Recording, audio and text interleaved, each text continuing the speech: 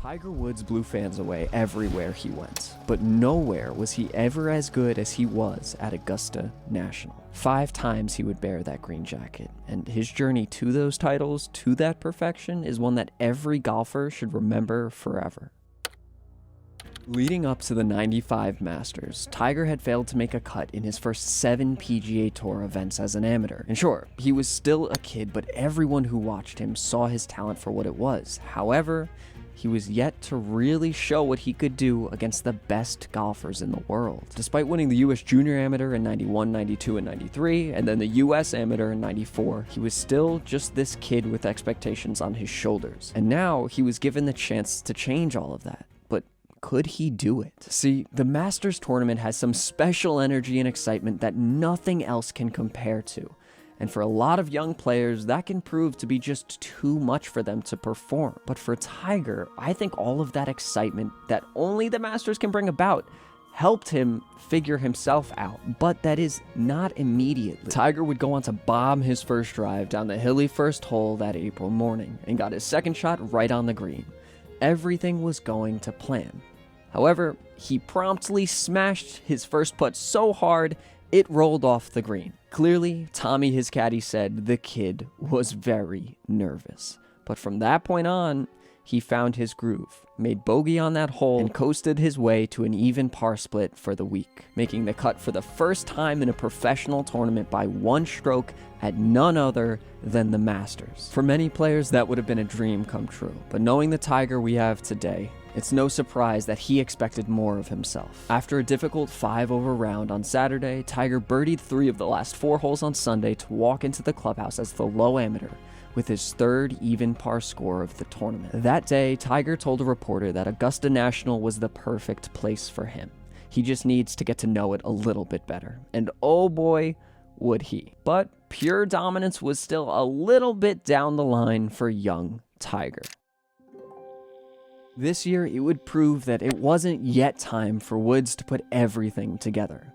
After yet again winning the US Amateur in '95, Tiger was still that up-and-coming monster who had the world in front of him. During a practice round that year, he had been paired up with the legendary Jack Nicklaus and Arnold Palmer, and for a lot of people at that time, they probably thought they would never see a greater golfer than those two. However, the two legends themselves disagreed. After playing with Tiger Woods for just 1 round, Jack Nicklaus told a reporter that both Arnold and I agree, you could take my Masters and his Masters and add them together, and this kid should win more than that. He would go on to say, I don't know if he's ready to win yet or not, but he will be the favorite here for the next 20 years. If he isn't, there's something wrong. After going pro at the end of 1996, Tiger Woods likely believed he was ready to compete at the same level as all the best players in the world. We know Woods doesn't go into tournaments that he doesn't believe he can win, and so this was Tiger saying that he was here. He was ready to meet the prophecy that Jack Nicklaus had laid out for him a year earlier and win tournaments. Going into the Masters that year, Tiger had already won a minor PGA event, had been a runner-up at the Pebble Beach Pro-Am, and finished in the top 35 in the Players' Championship just 2 weeks earlier. In 1997, the world was on the brink of Tiger mania, and that year's Masters would push it over the edge. Scalpers pushed the price of tickets to reportedly over $10,000 just so fans from all over could see the fresh-faced, big hitter named Tiger Woods. Energy around the Masters that year was just different. It was magical in a way it hadn't been before. But Tiger's approach that week was likely more different than anything else. See, going into the tournament, he had a bit of a chip on his shoulder. Not to prove anything to the world, but I think to prove to himself that he was the best in the world. Tiger's game was just coming together that week in a way it had never done yet in his young career. The week before the tournament, he shot a 59 in a match against another Futures Masters champion in Mark O'Meara, and it was clear he was ready, but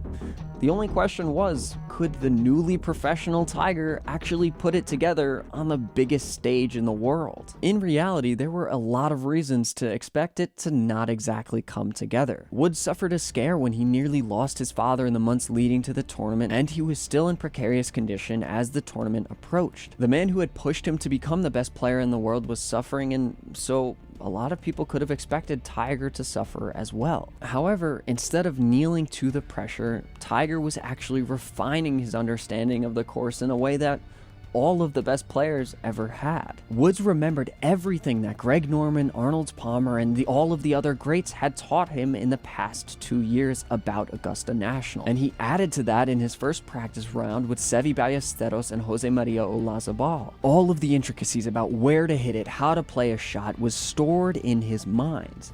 However, nothing could prepare him for losing his swing entirely in the opening round of that week. The night before his Thursday opening round match, Tiger had gone to his father about not having his putting stroke down correctly. Something just felt off to him. So the two of them putt in the house, and the elder Woods gave him a tip or two, and Tiger woke up the next morning having it back. Clearly, the old man still had what it took to unlock his son despite his condition. Well, when Tiger went out onto the first tee that day, he heard his name announced as the reigning U.S. amateur and lost his swing. He bogeyed the first hole that day, and being paired up with the reigning Masters champion Nick Faldo, that couldn't have felt very good, and neither did the rest of that front nine.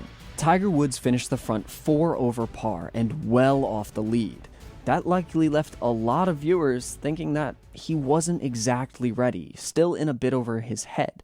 But as he has done over and over again in his career, Tiger was prepared to surprise us all. He found his form on the 10th tee and told himself to just get back to even par.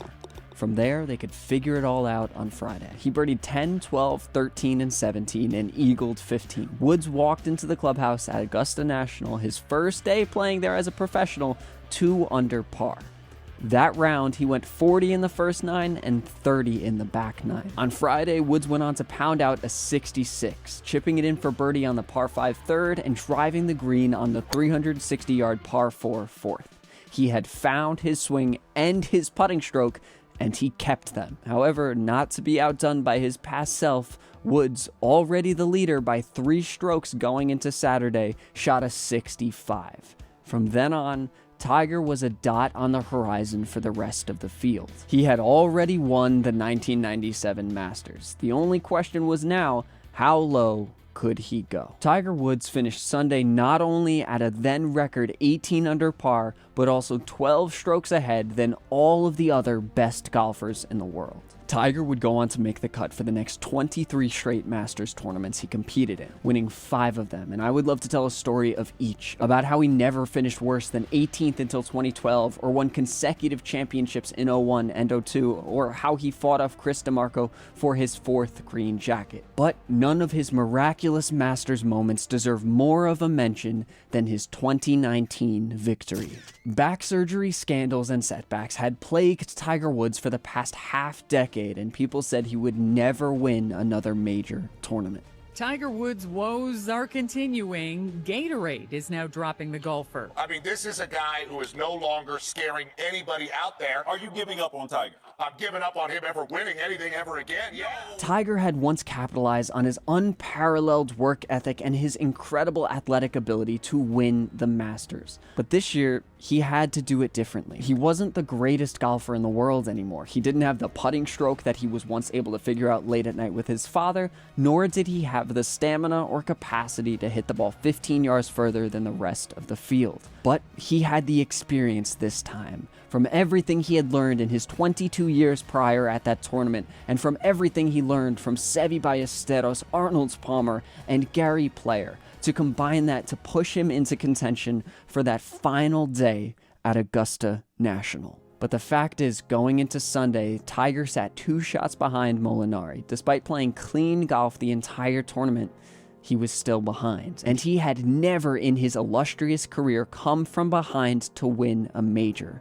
And now he needed to do it to set destiny in its place at the oldest he had ever been, perhaps the weakest he had been in years. On Sunday, Tiger put together a tidy first 9 holes. He played clean golf and worked with the setbacks as they came, which were inevitable considering the course was so windy that day. However, all this quiet stalking put Tiger in a perfect place to strike whenever the chance opened up for him. And after Molinari double bogeyed the 12th, Tiger saw his opportunity. However, with 6 holes to go, Tiger was still far from winning this tournament, as he was tied with 2 other players for the lead and had 8 other players within 2 strokes of them. From that point on, Tiger would go on to birdie 3 of the last 6, and he kept pace just ahead of Dustin Johnson, Brooks Koepka, and Xander Schauffele to win his 5th Masters title despite bogeying 18. At the end of the day, 7 golfers were within 2 shots of him. But Tiger Woods had not only the knowledge to know exactly how to play the course that day, but in those final moments, he found the ability to as well. Everything stood in his way, but the years of learning about himself and adapting to Augusta and maybe a little bit of magic created, in my opinion, the greatest moment, at least in the golf history that I have seen. Thank you for watching my first documentary on this channel. If you enjoyed, please consider subscribing to help me get monetized and tell more stories like this one. Until next time.